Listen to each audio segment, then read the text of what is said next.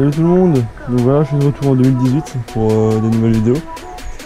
Bon alors, excusez-moi de ma longue absence là, mais entre mon stage qui était pendant 5 semaines, je pouvais pas tourner de vidéo. Après il y avait les fêtes, il y avait Noël, Nouvel An. Donc voilà, c'était assez compliqué pour moi. Après, compter dans tout ça le mauvais temps, parce qu'on en a eu pas mal quand même. J'avais pas beaucoup de disponibilité pour faire des vidéos, donc malgré que j'essayais tout ce qui était possible pour en faire une. Donc voilà. Autre chose, j'ai reçu la GoPro 5 de ma copine à Noël. Donc là je suis en train de filmer avec, j'ai pas de micro relié donc parce que en fait les prises ont changé, donc il faut que j'achète un adaptateur. Mais bon, je pense que pour une vidéo comme ça ira. Par contre pour rouler en moto, il faut que je me trouve la bonne prise, parce que ça marchera pas comme ça, il y aura trop de vent je pense. Donc la GoPro elle offre des possibilités de ouf, ça va être génial. Ça on verra tout ça quand on filmera en roulant. Je peux filmer en 4K et tout, donc ça va être encore mieux. Tout ce qui est vitesse d'image par seconde, c'est encore mieux. Donc là les mecs, on va vraiment se régaler. Et voilà, le petit bébé qu'on n'a pas eu depuis longtemps.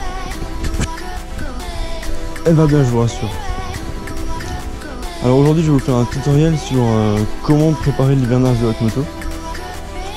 Donc ça fait longtemps que je l'ai en tête celui-là, ça fait longtemps que je cherche des idées et tout.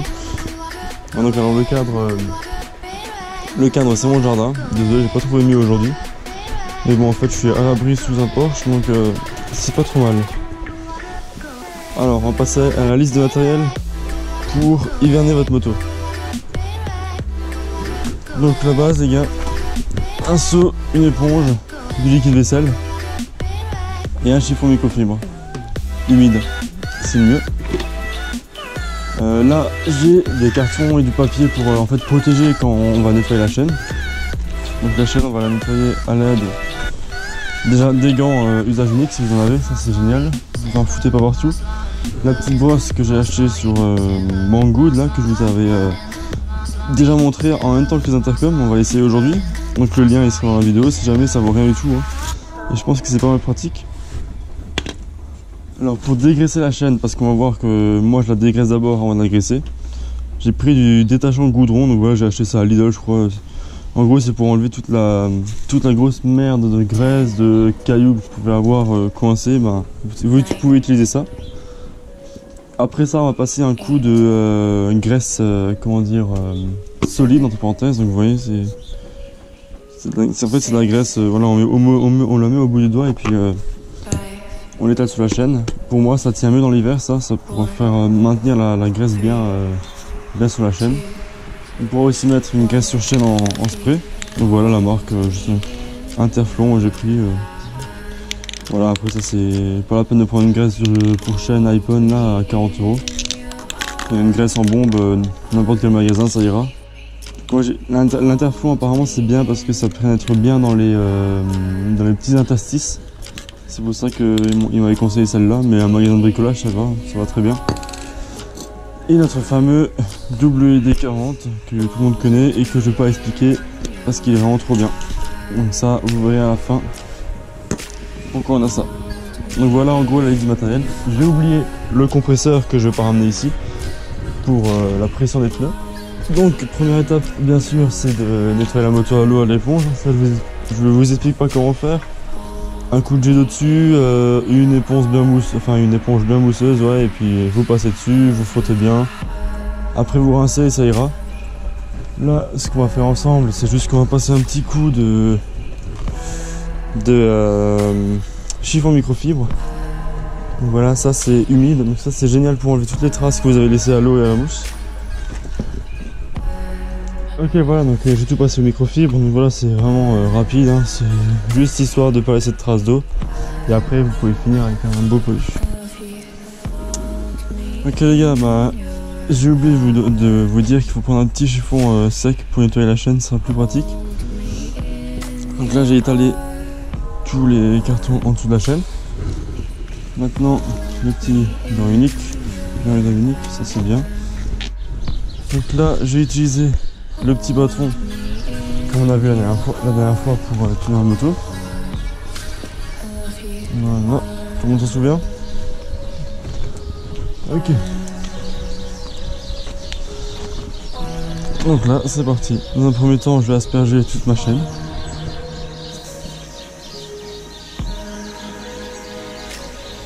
Comme dit, ça c'est un bon dégraissant. Ça va faire tomber toute la merde. Tout le macadam, à la base c'est pour le gravier collé sur les bas de caisse des voitures, mais le macadam, tout ça, le goudron, voilà. Là on a bien dégraissé. Ensuite on prend la petite chaîne, la petite brosse pardon. Et regardez, ça rentre tout bien dedans. Et c'est parti. Toute la merde. Du côté. Franchement les gars, pour le prix de ce truc, prenez-le, vous allez faire beaucoup moins chier. Au début je faisais le chiffon, c'était l'enfer. Ok. Maintenant deuxième étape, on enlève en fait toute la merde qui est dessus avec le chiffon. Voilà, regardez l'état de la chaîne. On voit qu'elle brille, qu'elle n'a plus aucun corps gras dessus. Ça c'est vraiment bien. Donc j'en profite pour vous remercier de continuer à me suivre autant sur YouTube et Facebook là. Facebook on est à 430 j'aime bientôt. Et YouTube on est à plus de 2500 abonnés. Donc là c'est vrai que j'ai pas été beaucoup présent, hein. C'est ça qui est chiant.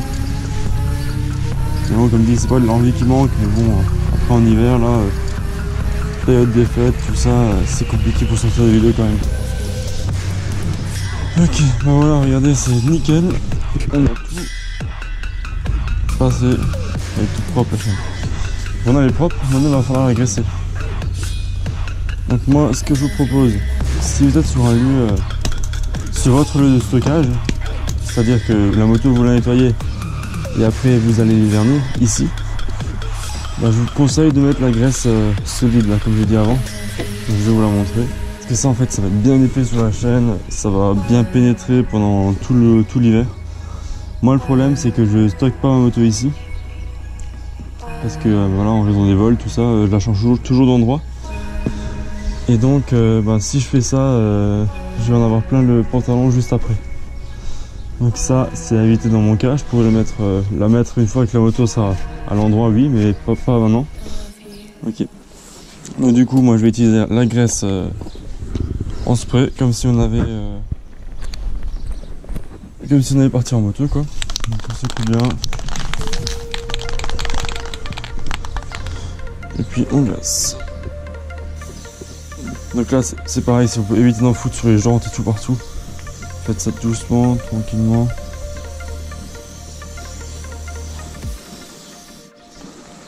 Voilà, une fois que c'est fait, que vous avez une chaîne bien propre et bien graissée, c'est déjà très bien. On va passer à la suite. Donc, maintenant on va entretenir en fait tous les points, comment dire, mobiles de la moto. Donc en fait c'est des trucs qui travaillent quand même pas mal, qu'on utilise toute l'année et qu'on pense pas vraiment à graisser. Vous avez vu là, j'ai mis trop d'eau, la moto elle sèche même pas encore. Donc voilà, tout ça en fait ça va être simplement tous les câbles. Donc, par exemple le câble d'embrayage qui paraît un peu dur on dirait là. Donc en fait c'est très simple, vous allez embrayer. Moi je fais ça parce que je suis droitier. Et là on pulvérise bien. Ah j'ai fait une connerie, on protège d'abord pour éviter d'avoir ce genre de truc. Voilà. On protège bien en dessous.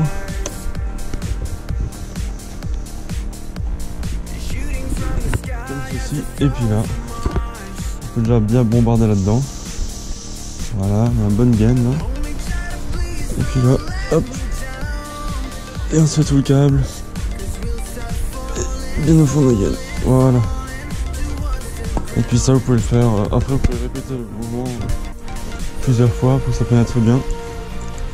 Voilà, c'est déjà beaucoup mieux. Ensuite vous pouvez faire un certain axe de rotation ici. Donc là voilà, une fois quand il est au repos, une fois quand il est sollicité, et puis c'est parti, on fait comme ça. Voilà, c'est déjà beaucoup mieux. De toute façon, vous allez le sentir. C'est des trucs qu'on pense pas assez souvent à faire. Là, vous passez un bon coup de chiffon par-dessus pour que ça dégouline partout quand elle sera stockée. Voilà, et puis c'est bon. On va faire pareil en fait, donc ça à tous les points mobiles, donc voilà, donc pareil au frein. Hop, on protège bien.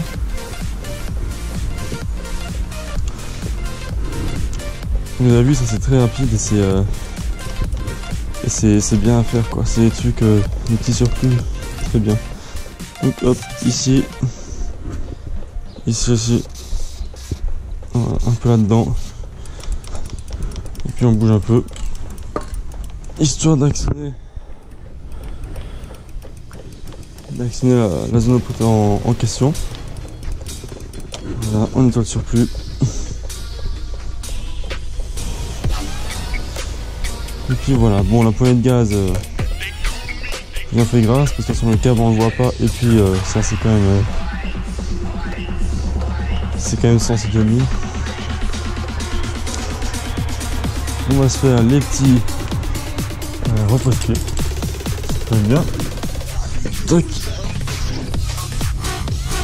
Bien dans l'axe, voilà. On le fait travailler un peu.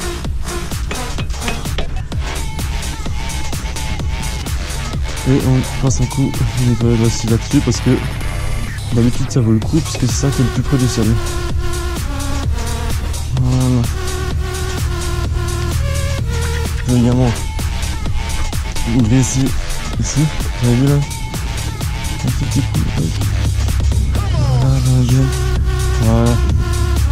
Et puis on remet en place. Et puis voilà, votre moto sera contente. Pareil, le repose-pied arrière. Voilà, c'est juste un petit coup, hein, histoire que ça se grippe pas. Voilà, un petit coup de nettoyage. La pédale de frein, c'est le plus important.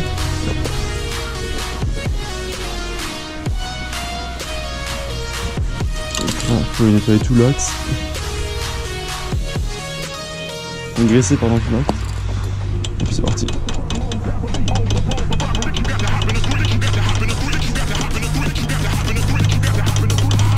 Voilà. Nettoie. Ça aussi ça attire comme merde. Voilà. On passe au repose-pied de gauche et au sélecteur et puis on aura fait le tour.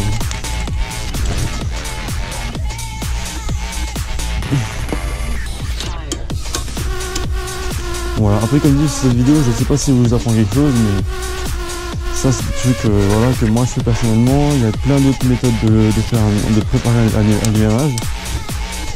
Mais bon voilà, c'est ma méthode et puis je voulais vous la partager pour voilà, pour voir ce que vous en pensez. Et puis si quelqu'un a d'autres trucs à proposer, n'hésitez pas à proposer. Ça servira aux autres et même à moi, donc allez-y.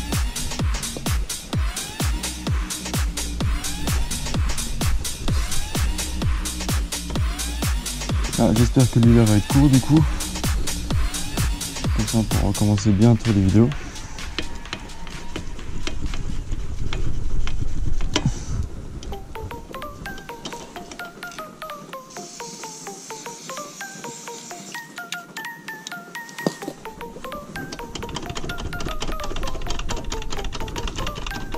Le sélecteur, vous avez vu, il bouge aussi à ce niveau là, donc on va le faire à ce niveau là aussi. Voilà, histoire que le froid et la rouille m'emportent partout.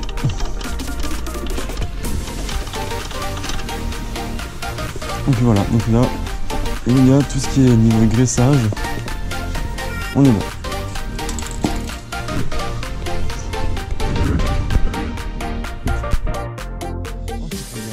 Important, donc le dernier produit que on a préparé, notre bien aimé WD-40.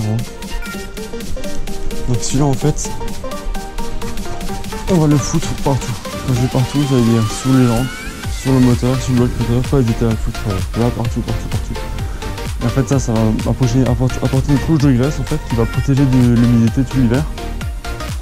Donc là c'est pareil, moi je vais pas le mettre non plus puisque je vais encore rouler avec pour l'amener sur le stockage. Donc en fait quand le moteur va chauffer, vous allez voir quand vous allez rerouler, ça va mettre plein d'humidité, plein de fumée. En fait c'est la graisse qui s'évapore quoi. La graisse qui chauffe et qui s'évapore.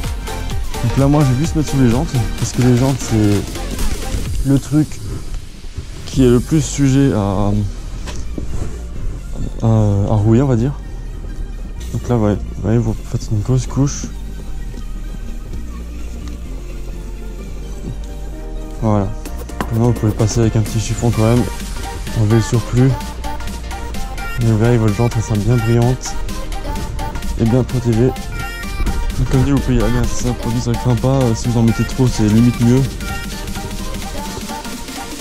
Après bien sûr faut le payer mais bon ça va, je trouve que c'est le prix encore c'est correct.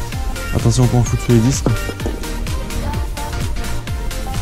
Ça reste quand même une graisse donc qui dit graisse sur les disques c'est le freinage va être un peu limite je pense. Hop voilà, surplus. Voilà, belle jante là. On frotte un peu le disque, j'en ai dans le mettre. Et voilà. Après vous pouvez en profiter pour faire un petit check des plaquettes, tout ça et tout, mais bon ça normalement, si la moto est à jour de révision, ça devrait bien se passer. Hop, pareil sur l'avant.